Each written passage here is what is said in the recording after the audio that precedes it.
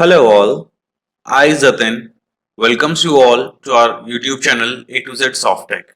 Here you will get educational videos related to NCERT subjects and technical subjects based on computer science. If you find our videos helpful to you, please like and share the videos, do subscribe the channel and hit the bell icon to get updates about new videos. To get more clarity on the topic, watch the video till the end. You can reach to us using our email, WhatsApp and Telegram channel. The link is provided in the description box below the video. You can find our video using hashtag Zatinsa, hashtag A to Z Softtech. Now, let's start with the topic. So today we are going to start timer circuit and timing diagram. It is a very important one. Okay, तो थोड़ा ध्यान से समझना है इसको. Timer, as its name suggests, it belongs to time.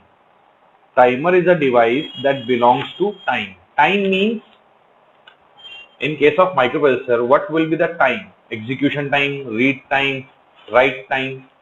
Okay, किसी instruction को read करने में कितना टाइम लगेगा, किसी इंस्ट्रक्शन को राइट करने में कितना टाइम लगेगा, एग्जीक्यूट करने में कितना टाइम लगेगा. Okay, all these terms are related to time and time is then related to timer. Okay, then what is the meaning of timer? Timer maintains the timing of an operation in sync. Sync means synchronization. Synchronization means simultaneous. साथ में. Okay, A and B, these are two different bodies. A is executing with respect to B, means A और B साथ में काम कर रहे हैं. That means synchronization है, simultaneous है. Okay, so timer is a device that maintains the timing of an operation in sync with a system clock or external clock. Means like right now it is 10 a.m. 10 a.m. का मतलब क्या है? It is 10 for me, for you. Okay, in India it is 10 a.m. So either system clock means आप कोई अपनी घड़ी ले रहे हो या कंप्यूटर पे लैपटॉप पे जो घड़ी देख रहे हो उस पे, अदरवाइज आप अपनी कोई वॉल क्लॉक वगैरह देख रहे हो उस पर, दोनों में ही सेम टाइम चल रहा है. That is 10 a.m. So timer क्या कर रहा है? टाइमर दोनों को सिंक्रोनाइज कर रहा है. सो दैट आपको मैंने बताया कि that your class will be starting at 10 a.m. Then what will happen, you are referring a clock, whether it is your own clock or it is your laptop clock or it is your wall clock. Okay, कोई भी आप घड़ी use कर रहे हो, उनके बीच में जो सिंक्रोनाइजेशन प्रोवाइड करेगा, that device is known as timer device.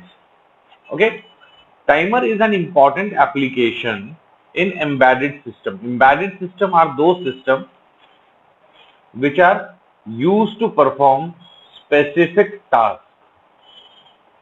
Okay, which are used to perform specific tasks. If we talk about washing machine, microwave oven, so these are the example of embedded system. Okay, embedded system means chip use हो रही है. chip means processor use हो रहा है. processor क्या कर रहा है? वो किसी पर्टिकुलर टास्क को एग्जीक्यूट कर रहा है. वॉशिंग मशीन या माइक्रोवेव ओवन के एग्जांपल इसलिए दिया है मैंने बिकॉज वॉशिंग मशीन में सिर्फ एक ही काम है, that is rotation of motor. Okay, either clockwise, anti clockwise, high speed, low speed. Okay, it means only one task. Specific task is the motor rotation, whereas in computer or laptop the processor uses general purpose. General purpose means you can do any task using that processor. उसकी programming जो है वो इस तरीके से की है कि वो एक साथ कई सारे काम कर सकता है, बट एम्बेडेड सिस्टम में एक ही तरह का काम होगा. क्लियर? एम्बेडेड सिस्टम की definition. Next is timer has so many applications. Timer की बहुत सारी एप्लीकेशंस हो सकती है. मीन आप किसी भी डिवाइस में जहां पर भी आप टाइमर इंट्रोड्यूस करते हो, मीन्स आप सिंक्रोनाइजेशन कर रहे हो या टाइम बाउंड कर रहे हो, आइदर सिंक्रोनाइजेशन और टाइम बाउंड, इस तरह का कोई भी एप्लीकेशन आपको करना है, then timer will be used over there. It means timer has so many applications such as measure the time generating delays. For example if we talk about lift, सबने lift use की है. Okay, what is happening, आपने lift का button press किया, lift ऊपर आती है. For example आप साइड है, लिफ्ट ऊपर आती है, रुकती है, देन लिफ्ट के डोर ओपन होते हैं. ओके, ऐसा नहीं है कि लिफ्ट के डोर ओपन होते खुद से क्लोज हो जाते हैं उसी टाइम, नहीं, लिफ्ट के डोर धीरे धीरे ओपन होते हैं and there is a delay, delay in closing that door. ऐसा नहीं है कि एकदम से खुले और एकदम से बंद हो गए, एकदम से खुले और एकदम से बंद हो गए, नहीं। तो वो क्या करता है, वो कुछ डिले रखता है। Delay in the sense like for example 30 second. तो 30 सेकंड क्या होंगे, डोर खुलेंगे, खुलने के बाद 30 सेकंड वेट करेंगे, खुले रहेंगे एंड देन उसकी पोजीशन रिवर्स होगी। मींस जो मोटर पहले क्लॉकवाइज रोटेट करी डोर को ओपन करने के लिए, अब वो एंटी क्लॉकवाइज रोटेट करेगी डोर को क्लोज करने के लिए। Okay, now what is the significance of delay over here? Significance of delay is, या ये जो डिले है ये कैसे आएगा, ये जो 30 सेकंड है इसको कौन काउंट करेगा? इसको काउंट करेगा timer will count this 30 second. Okay, अब it depends on different timers, कुछ टाइमर मिली सेकेंड में चलते हैं, कुछ माइक्रो सेकेंड में चलते हैं, कुछ सेकंड्स में चलते हैं। ओके, सो उनके अकॉर्डिंगली उनकी प्रोग्रामिंग करनी होती है। नेक्स्ट इज, हमने ये डिले क्यों दिया? अगर ये डिले नहीं देंगे तो पर्सन जो इनसाइड या आउटसाइड होना है लिफ्ट से, वो कैसे होगा? एक सेकंड में तो कोई भी अंदर बाहर नहीं आ सकता। ओके, या फिर अगर आप बात करते हैं दिल्ली मेट्रो की, दिल्ली मेट्रो में आपने देखा होगा डोर खुलते हैं, कुछ देर खुले रहते हैं, फिर अचानक से बंद होते हैं। ओके, ये जो डिले का कॉन्सेप्ट है ये इसीलिए इंट्रोड्यूस किया गया बिकॉज जो टाइम है उस टाइम बाउंड में आपने कोई ऑपरेशन एग्जीक्यूट करना है। टू पर्सन मूव इन और मूव आउट, कोई भी पर्सन मूव इन करेगा या मूव आउट करेगा वो उसी टाइम बाउंड में करेगा। ओके, नेक्स्ट एक और एग्जांपल देखते हैं, लाइक लाइट मींस बल्ब की बात कर रहा हूं मैं। ओके, बल्ब स्विच ऑन हो रहा है एंड देन ऑफ हो रहा है। दिवाली पर जो आप लोग लाइट्स देखते हो वो ऑटोमेटिकली ऑन होती है, ऑटोमेटिकली ऑफ होती है। ओके, एक बार ऑन हुई, 2 सेकंड के लिए ऑन हुई और फिर 2 सेकंड के लिए ऑफ हो गई। नाउ ऑन ऑफ अगर हम बार बार करते रहेंगे, ठीक है, तो उससे क्या है, बल्ब का जो एलिमेंट है उसके ऊपर इम्पैक्ट पड़ेगा। तो करते क्या है, हम ऑन करते हैं, एक सर्टेन टाइम पीरियड के लिए ऑन रहता है ताकि उस कलर की रोशनी जो है वो दिखे। देन अगर मान लीजिए आपके पास 1 2 3 4 इस तरीके से बल्ब का पैटर्न लगा हुआ है, तो व्हाट इज हैपनिंग, इस तरह का हम एग्जांपल करके देखेंगे। तो इसमें होता क्या है, पहले ये वाला बल्ब ऑन होता है, फिर कुछ देर के बाद ये वाला ऑन होता है, ये ऑफ हो जाता है। ओके, मान लीजिए 1 मीन्स ऑन, 0 मीन्स ऑफ। पहले यहाँ पे 1 आता है, ओके, ये सब 0 होते हैं इस टाइम पर। उसके बाद यहाँ 0 आ जाता है, यहाँ 1, फिर ये सब 0 हो जाते हैं, ये भी 0, ये भी 0, फिर ये 1, फिर ये 0 और ये लास्ट वाला 1। ना इसका मतलब क्या है, हम इस पैटर्न को प्रोसेसर को प्रोवाइड करेंगे, तो प्रोसेसर क्या करेगा, इसको 1 दिया इट मींस ये ऑन करेगा, इसका करंट कनेक्ट करेगा, तो एक टाइम पर एक का कनेक्ट होगा। और जब आप इसको जो है फ्रीक्वेंटली देखते हैं तो क्या होता है, लाइट आपको ऐसे चलती हुई दिखाई देती है। अगर 4 बल्ब है तो वो आपको ऐसा लगता है कि ये इस रोटेशन में चल रहा है, from left to right. Timer is also called as, next is timer is also called as counter. Why? Because it counts what number of cycles, 1 2 3 4, ठीक है, 4 के बाद ये काम करना है, तो 4 के बाद ही काम करना मींस टाइमर, इतने में जो टाइम कंज्यूम हुआ that will be the work off timer. And अगर आप काउंटर लगाओगे दैट 4 साइकिल काउंट हो जाएंगे, उसके बाद आपको 5वें साइकिल पर ये काम करना है। तो टाइमर बोलो या काउंटर बोलो, one is the same thing. Okay, and 555 is the number of the timer IC. Timer की भी एक आईसी होती है, उसका नंबर होता है 555। जैसे 8085 एक प्रोसेसर है, 8086 एक प्रोसेसर है, ऐसे 555 जो आईसी है that is a timer IC, उसको टाइमर आईसी बोलते हैं। टाइमर और counter is design to count the time intervals between event. जैसे मैंने अभी कहा कि 4 साइकिल के बाद आपको ये प्रोसेस रिपीट करना है। ओके, सो वो क्या करेगा, 4 साइकिल को काउंट करेगा, टाइम इंटरवल को काउंट करेगा between the event. It counts the cycle of the peripheral clock. Peripheral clock means जो पेरिफेरल डिवाइस की क्लॉक होगी या एक्सटर्नली सप्लाइड क्लॉक। अब ये दो अलग अलग क्लॉक कैसी हैं ये समझिए, एक आपके प्रोसेसर की क्लॉक है और एक आपके पेरिफेरल डिवाइस की क्लॉक है। ओके, प्रोसेसर की क्लॉक जो होगी वो प्रोसेसर के साथ सिंक करेंगे, पेरिफेरल डिवाइस की जो क्लॉक होगी वो पेरिफेरल डिवाइस के साथ सिंक करेंगे। इन दोनों क्लॉक्स को अगर आप सिंक करोगे तो होगा क्या, पेरिफेरल और प्रोसेसर, ये दोनों सिंक होंगे, इट मींस वो दोनों आपस में डेटा ट्रांसफर कर सकते हैं. But speed of peripheral is very low, speed of processor is very high. Speed of peripheral is very low and speed of processor is very high. So what will happen, इन दोनों की synchronisation तो हो ही नहीं सकती. Synchronisation कहां हो सकती है? सिंक्रोनाइजेशन सिर्फ वहां हो सकती है जहां पर जो स्पीड है, क्लॉक स्पीड जो है वो मैच कर रही हो, नियरली मैच कर रही हो. Okay, next is timing diagram. Timing diagram का मतलब क्या होता है? कब कौन सा साइकिल रीड हो रहा है, किस तरीके से, कहां से डेटा ले रहे हैं, कहां डेटा लिख रहे हैं, et cetera et cetera. These things are known as timing diagram. इसको ग्राफिकल रिप्रेजेंटेशन में जब हम मेंशन करते हैं, that is known as timing diagram. देखिए, timing diagram is a graphical representation of process in step with respect to time. Okay, time के साथ कौन कौन सा टास्क एग्जीक्यूट हो रहा है, उसकी ग्राफिकल रिप्रेजेंटेशन को हम क्या बताते हैं? Timing diagram. We will discuss the timing diagram in the next slide. What is the significance of timing diagram? Significance is it helps to understand the process of microprocessor. Process of microprocessor step by step with respect to time. Means let's time t1, time t2, time t3, time t4 and so on. Okay, so what is happening at t1, what will happen at t2, what will happen at t3 and so on. इस process को समझने में timing diagram help करता है. Okay, timing diagram also gives the representation of various control signals generated during the execution of an instruction. Control signal means जो control unit generate करती है, control unit कोई सिग्नल जनरेट कर रही है. For example आपको डेटा रीड करना है. ओके, तो रीड करने के लिए एक कंट्रोल सिग्नल जनरेट होगा, तभी आप इस डेटा को रीड कर पाओगे. बेसिकली कंट्रोल यूनिट जो आउटपुट देती है, that is the control signal. Control signal is the authorisation और the authority through which you can perform that task. अगर कंट्रोल सिग्नल नहीं होगा आपके पास, तो आप वो टास्क परफॉर्म नहीं कर सकते. प्रोसेसर या एएलयू जो है वो काम तभी करेगा जब कंट्रोल सिग्नल से उसके पास अथॉरिटी मिलेगी उसको. ओके, सो टाइमिंग डायग्राम से हम इन कंट्रोल सिग्नल्स को भी रिप्रेजेंट करते हैं. कंट्रोल सिग्नल कुछ नहीं होता, जैसे रीड करना है, राइट करना है, मेमोरी रीड है, मेमोरी राइट है, एड्रेस है, डेटा है, ये सारे कंट्रोल सिग्नल्स की फॉर्म में हम दिखाएंगे अभी. And these control signals are generated during execution of instruction. कोई भी इंस्ट्रक्शन है, लाइक इंस्ट्रक्शन में 3 साइकिल होते हैं: फेच, डिकोड, एग्जीक्यूट.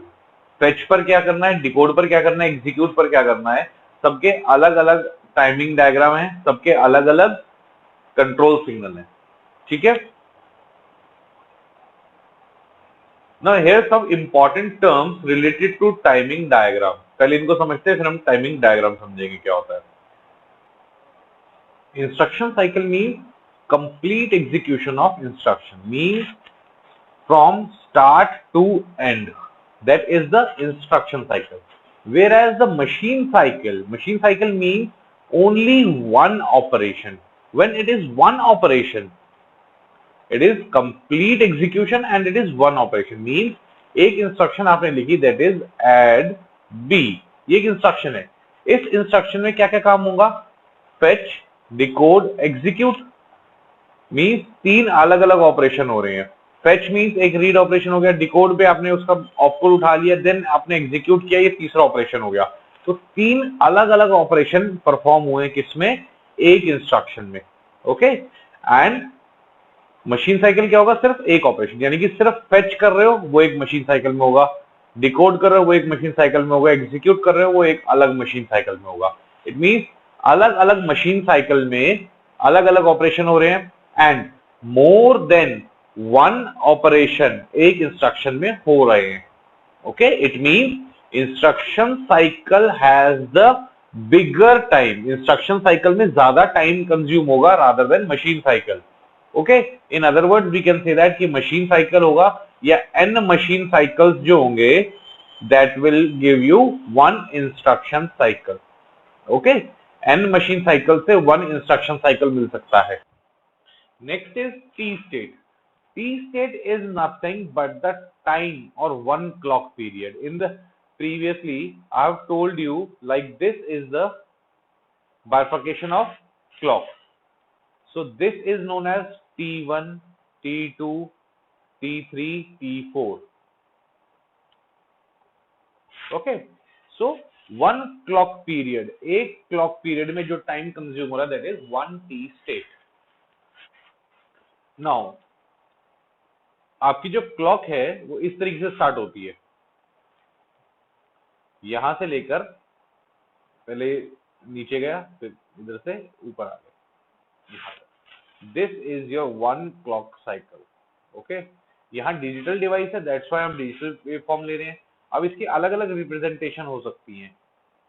कोई इसको इस तरीके से भी बना सकता है.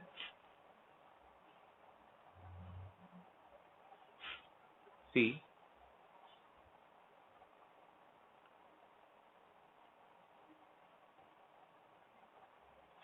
Okay, like it's choice of you. आप इसको कितना स्लांट ले रहे हो, कितना लेंथ दे रहे हो. कोई इसको हो सकता है ऐसे भी बनाए. ओके, हो सकता है कोई स्क्वायर वेव में बनाए, प्रॉपरली स्क्वायर वेव इस तरीके से स्टार्ट करे. बट जैसा भी आप बनाए यूनिफॉर्म बनाए. ओके, तो टी स्टेट क्या है, वो वन क्लॉक साइकिल है. मींस यहां से स्टार्ट कर रहे हैं अगर हम, तो यहां तक का वन क्लॉक साइकिल आएगा. लोअर कांस्टेंट, अपर कांस्टेंट, फिर जब लोअर स्टार्ट होने वाला है यानी कि वापस वही वाला साइकिल शुरू होने वाला है, तो आपका डिपेंड करता है. यहाँ से हम लोअर से स्टार्ट हुए तो यहाँ तक जाएगा. ओके, तो ये एक आपका क्लॉक साइकिल बनेगा.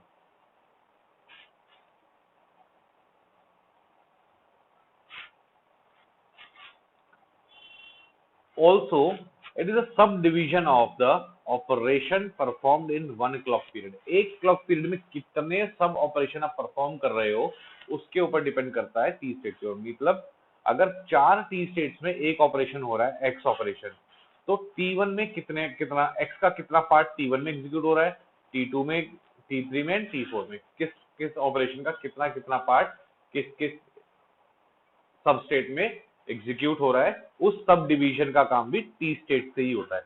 ओके, टी स्टेट बोले, क्लॉक पीरियड बोले, क्लॉक साइकिल बोले. Okay, means this is your one T state, this is your one clock cycle, this is also called as one clock period. All are the synonyms. T state, clock period या clock cycle, ये सब synonyms होते हैं. So next is instruction format. What is the meaning of instruction? Instruction is a command. Okay, means what is going to be executed or what is going to be performed, that will be clearly mentioned by the instruction. and instruction का एक format होगा. Now let's take an example.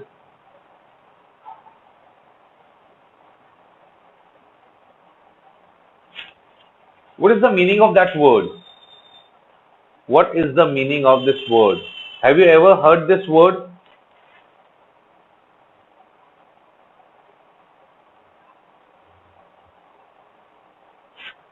No. Okay, if we properly arrange this, now what is the meaning of this word? Have you ever heard this word? Yes, of course. So it means the instruction is the same, but the format are the different. When you are providing the instruction in an inappropriate format, listen carefully please. When you are providing the instruction but the format is not as per the described syntax, then what will happen? That the instruction will not be executed. So when the format of the instruction is not as per the syntax, then that instruction will not be executed, or in other words, you will not get the desired output. Okay, so basically क्या है, that the instruction must be provided in the format which is described. Okay, described format क्या होता है, that each instruction consists of two parts. Minimum 2 part तो instruction में होने ही चाहिए, opcode and operand, because opcode means add, subtract, rotate, whatsoever the task, that is the opcode. And operand B, C, D means in this case what is happening, add B, content of accumulator and B, subtract C, content of accumulator and C, rotate D means content of register D will be rotated, rotate right, rotate left, जो भी है. Okay, the thing is, now what is the difference? अगर opcode या operand कोई एक चीज missing होगी तो आपकी इंस्ट्रक्शन जो है वो कंप्लीट नहीं होगी. लाइक मैंने सिर्फ ये बताया, ऐड व्हाट, किसको ऐड करना है, ओके, और सिर्फ ऑपरेंड दे दिया, that is a register C. Now what to do with register C? Read करना है, कॉपी करना है, मूव करना है, रोटेट करना है, ऐड करना है, सब्ट्रैक्ट करना है, एंड और not. What to do with register C, the content of register C, क्या करना है इसके साथ? So means opcode and operand, these two things are the minimum requirement for any instruction. Okay, opcode specifies the operation, you know that very well, and operand specifies the data. Okay, अगर हम बात करते हैं instruction की, then instruction can be classified into 3 categories, 1 byte, 2 byte and 3 byte. In computer architecture आपने एक और पढ़ा था, दैट इज 0 बाइट. वो सिर्फ उस केस में होता है अगर प्रोसेसर आपका स्टैक ऑर्गेनाइजेशन यूज कर रहा है. तो इन जनरल प्रोसेसर जो है वो रजिस्टर ऑर्गेनाइजेशन ही यूज करता है. मैक्सिमम प्रोसेसर जो है वो रजिस्टर ऑर्गेनाइजेशन पर ही डिपेंडेंट है. दैट्स व्हाई रजिस्टर ऑर्गेनाइजेशन में आपके पास 3 पॉसिबिलिटीज है. कौन कौन सी? 1 byte instruction, 2 byte instruction and 3 byte instruction. Now let's discuss these 3. 1 byte instruction. 1 byte instruction means only the opcode is there. Only the opcode is there. Okay? सिर्फ opcode है आपके पास. डेटा जो होगा वो implied मोड में चला जाएगा, मतलब इस opcode में ही आपको ऑपरेंड भी मिल जाएगा. जैसे CMA, complement accumulator. अब आपको कॉम्प्लीमेंट एक्यूमुलेटर, तो एक ऑपरेशन है कि एक्यूमुलेटर का जो कंटेंट है उसको कॉम्प्लीमेंट कर दो, मींस रिवर्स कर दो, 1 को 0 कर दो, 0 को 1 कर दो. अब इसमें हमने अलग से ऑपरेंड नहीं दिया, इसी पर्टिकुलर इंस्ट्रक्शन में ऑपरेंड मेंशन्ड है, मींस कॉम्प्लीमेंट एक्यूमुलेटर. इसका सिर्फ एक ऑपकोड होगा, एक ऑपकोड 1 बाइट का होगा. Okay, next is 2 byte instruction. 2 byte instruction में ऑपकोड प्लस ऑपरेंड, दो चीजें होंगी, opcode and operand. Example is MVI ABC, कुछ भी लिख सकते हैं हम, यहाँ पे नंबर रजिस्टर है, and data. So basically opcode तो इस इंस्ट्रक्शन का होगा, that is move immediate B. आपको रजिस्टर बी में कुछ मूव करना है, क्या मूव करना है वो इस इंस्ट्रक्शन में दिया हुआ है, that is a data. So opcode ये है और ऑपरेंड ये है. सो 1 बाइट का आपके पास ये है, मिलेगा ऑपकोड, 1 बाइट का मिलेगा आपके पास ऑपरेंड. दैट्स व्हाई यहां पर 2 बाइट्स होंगी. Okay, next is 3 byte instruction. In this case opcode plus operand plus operand means 1 byte का ऑपकोड और 2 बाइट का डेटा. लिसन केयरफुली, थोड़ा ध्यान से समझिए. ऑपकोड इन एनी केस एक ही बाइट का होगा. ऑपकोड इन एनी केस एक ही बाइट का होगा, मीन 1 बाइट के केस में सिर्फ ऑपकोड, 2 बाइट के केस में ऑपकोड प्लस ऑपरेंड, 3 बाइट के केस में opcode plus operand plus operand. Okay, example is, instruction हम देख लेते हैं. अगर LXI H, 6000H. This H is for hexadecimal number. So opcode किसका होगा? इस इंस्ट्रक्शन का होगा, कि आपको LXI H का एक ऑपकोड मिलेगा. ऑपकोड मींस ऑपरेशनल कोड, जो प्रोसेसर आपको प्रोवाइड करेगा. उसके बाद आपके पास क्या आएगा? उसके बाद आएगा आपके पास 1 बाइट ये 30, 1 बाइट आएगी 00. Now it means 1 byte, 2 byte and 3 byte. Such instructions are known as 3 byte instructions. Okay. Second unit में instruction format, size of instruction, इसको इंस्ट्रक्शन सेट क्लासिफिकेशन एक टॉपिक आएगा, वहां हम बहुत डिटेल में पढ़ेंगे इसको। Okay, this is the opcode fetch machine cycle. Opcode fetch mean सिर्फ फेच वाला काम होगा। ओके, इंस्ट्रक्शन में फेच, डिकोड एंड एग्जीक्यूट तीन काम होते हैं, अभी हम सिर्फ फेच वाला कर रहे हैं। That's why it is a machine cycle. Fetch वाला है तो सिर्फ मशीन साइकिल फेच वाला ही काम करेगा। पहले इसकी टर्मिनोलॉजी समझिए। Opcode fetch will take 4 T states. Opcode fetch takes 4 T states, T1, T2, T3 and T4. Okay, these are the control signals. These are the control signals. Clock है, address data है, address latch enable, IOM bar, read. All these signals are of 8085 microprocessor. जितने भी timing diagrams आप यहाँ पढ़ेंगे वो सब 8085 के ही हैं। फर्स्ट, सेकेंड, ये सारे सिग्नल्स आप 8085 के अंदर पढ़ेंगे। इन्हीं को कंट्रोल सिग्नल्स भी कह रहे हैं, बिकॉज इन्हीं सिग्नल्स की वैल्यूज चेंज हो रही हैं। इन्हीं सिग्नल की वैल्यूज चेंज हो रही है। चेंज होने का मतलब क्या है? इन सिग्नल्स पर जो भी डेटा आ रहा है या इन सिग्नल्स को हाई कर रहे हैं, लो कर रहे हैं, चेंज कर रहे हैं, व्हाटसएवर भी the operation is going to be there, वो डिपेंड कर रहा है उस पर्टिकुलर टी स्टेट्स पर। Okay, in other words you can say that, like जैसे अगर हम इस पर्टिकुलर पिन की बात करते हैं या इस पर्टिकुलर सिग्नल की बात करते हैं, एड्रेस लैच इनेबल, ये हाई है फिर लो है, तो ये कब हाई है और कब लो है, that depends on the this pin also with the timing state and the data in the buses. Okay, तो ये सारी चीजें आपको तब क्लियर होंगी जब आप 8085 के पिन डायग्राम और आर्किटेक्चर को समझ लेंगे। अभी मैं एक रफली आपको टाइमिंग डायग्राम का आइडिया दे रहा हूँ। ओके, कि टाइमिंग डायग्राम किस तरीके से एग्जीक्यूट होता है या फायदा क्या है टाइमिंग डायग्राम का। नाउ सी, ये सारे कंट्रोल सिग्नल्स हैं। ओके, ये आपके पास टी स्टेट्स आ गई। नाउ व्हाट विल हैपन, सबसे पहले हम क्लॉक की बात करेंगे। क्लॉक का मतलब क्या होता है? सिंक्रोनाइजेशन। ओके, ये डिजिटल वेव फॉर्म की बात कर रहे हैं, this is a clock. Okay, मैंने भी प्रीवियसली आपको बताया था, आप इसको कैसे भी बना सकते हैं। देन कौन कौन से सिग्नल यहाँ यूज हो रहे हैं? Address bus and data bus. Address bus and data bus. 8085 processor में एड्रेस बस और डेटा बस की क्लासिफिकेशन ऐसे की जाती है कि कुछ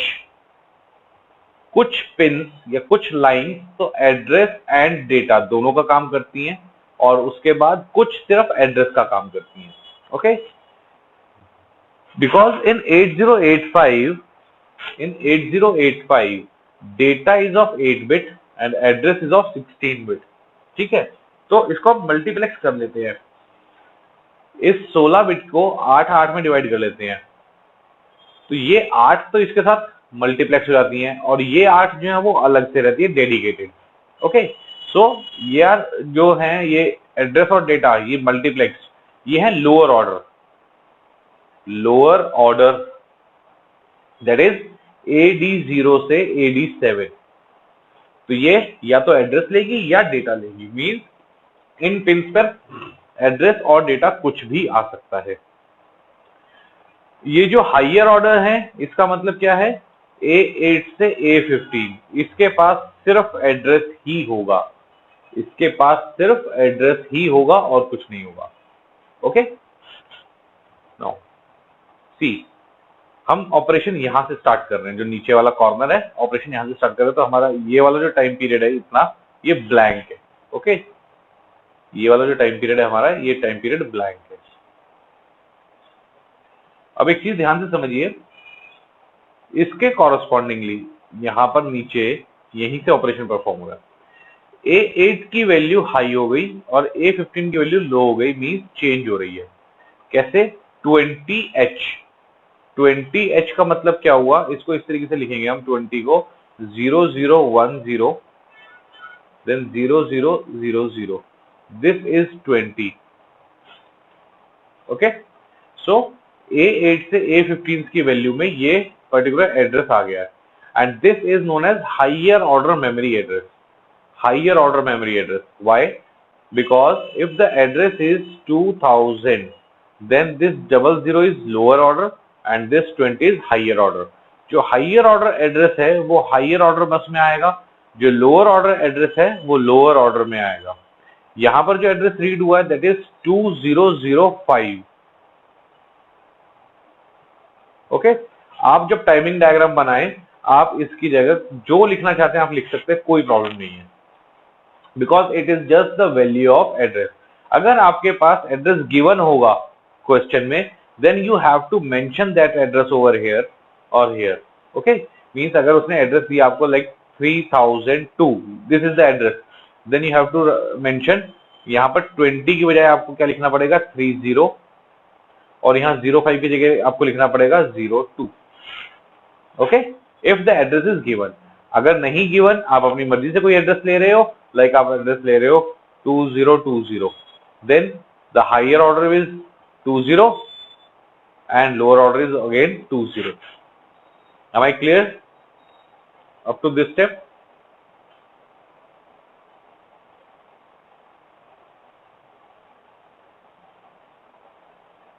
Now, the higher order address reads up to 3 clock cycles. Higher order address reads up to 3 clock cycles. तो देखिए A8 से A15 तक, A8 से A15 तक जो भी बसेस हैं वो T1, T2 एंड T3 यहां से वैल्यू यहां तक आई है T3 तक. अगेन हम इतना लेट चल रहे हैं ना, इतना, तो इतना ही वो आगे भी लेट चला, और यहाँ पर अगेन वैल्यूज रिवर्स हो गई है. हायर लोअर चली गई, लोअर हायर चली गई, मीन यहां से इतने टाइम से इतने टाइम तक बस में एड्रेस था, 3 साइकिल तक एड्रेस था. क्यों था? बिकॉज, इसका आंसर मैं अभी आपको बता रहा हूं, बिकॉज पहले हायर ऑर्डर एड्रेस होगा, फिर लोअर ऑर्डर एड्रेस होगा, लोअर ऑर्डर से फिर लोअर ऑर्डर की जो बसेस है उसी में डेटा होगा. तो जब तक पूरा डेटा रीड नहीं हो जाता तब तक आप इस एड्रेस को हटा नहीं सकते.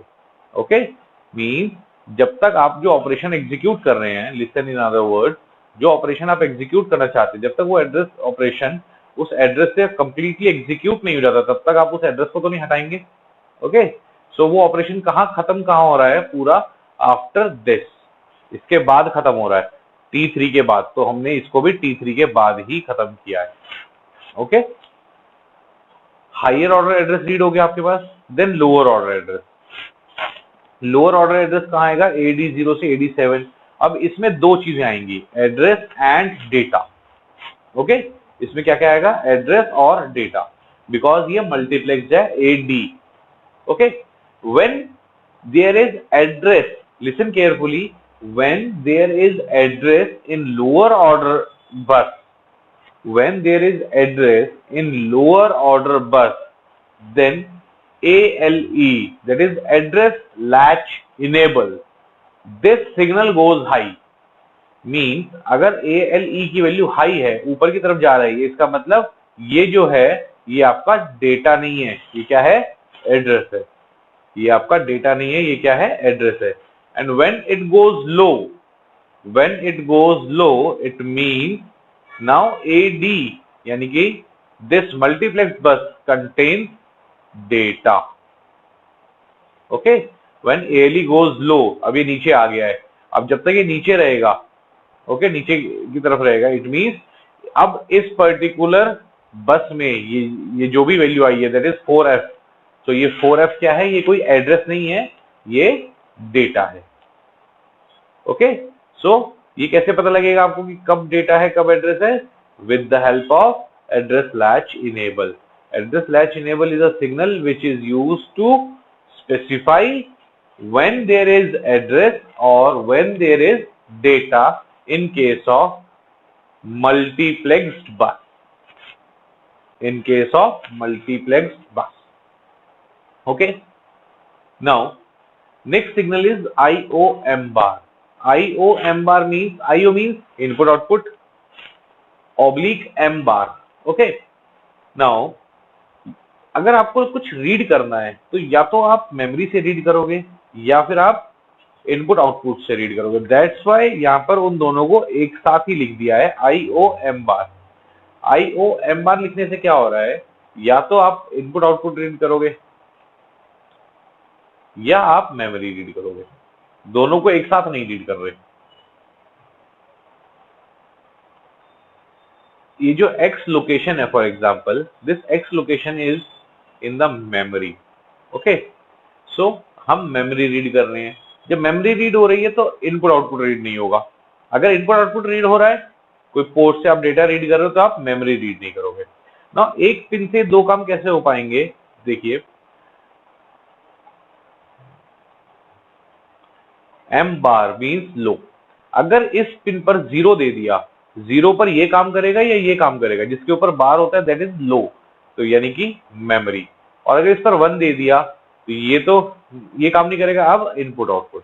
सो बेसिकली कैसे पता लग रहा है, अब एक ही सिग्नल है, इसके ऊपर हमें पता लग जाएगा कब मेमोरी रीड करनी, कब इनपुट आउटपुट डिवाइस यानी कि पोर्ट रीड करना है।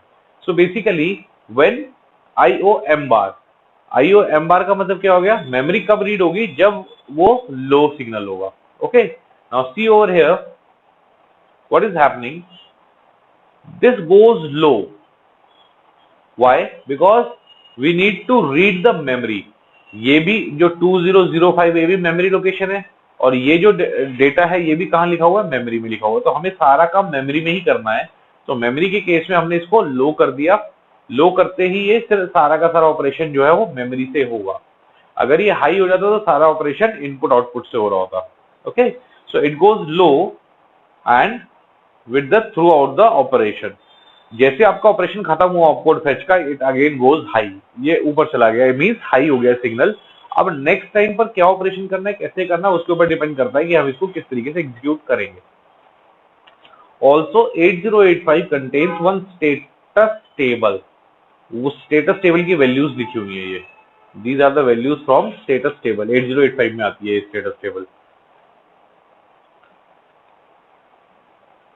नाउ द ऑपरेशन, जो हमारा एग्जैक्ट ऑपरेशन है कौन सा है, दैट इज रीड। रीड कब करेंगे हम, रीड हम करेंगे जब हमारे पास डेटा आएगा। सी, जहां से डेटा आना शुरू हुआ वहां से हमने रीड करना शुरू किया, जहां डेटा आना खत्म हो गया वहां हमने रीड करना बंद कर दिया। RD के ऊपर बार लगा हुआ है, इसका मतलब it is also active low signal. It will be high, high मतलब on, it will high when it goes low.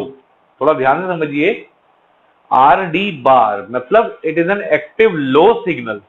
It is an active low signal. It will be active when it goes low. It will be active when it goes low. Okay? So जब तक आपके पास data नहीं था तब तक आपने read करना शुरू नहीं किया। जब आपके पास डेटा आया जिस टाइम पर, वहीं पर आपने रीड करना शुरू कर दिया। So this was all about the opcode fetch, timing diagram or machine cycle. Okay, these are the references for these slides. Thank you. Well, this is all for today. Thank you very much for your patience listening. Please feel free to ask for queries. You can find our contact information in the description box just below the video. Thank you once again. Have a nice day. Thank you.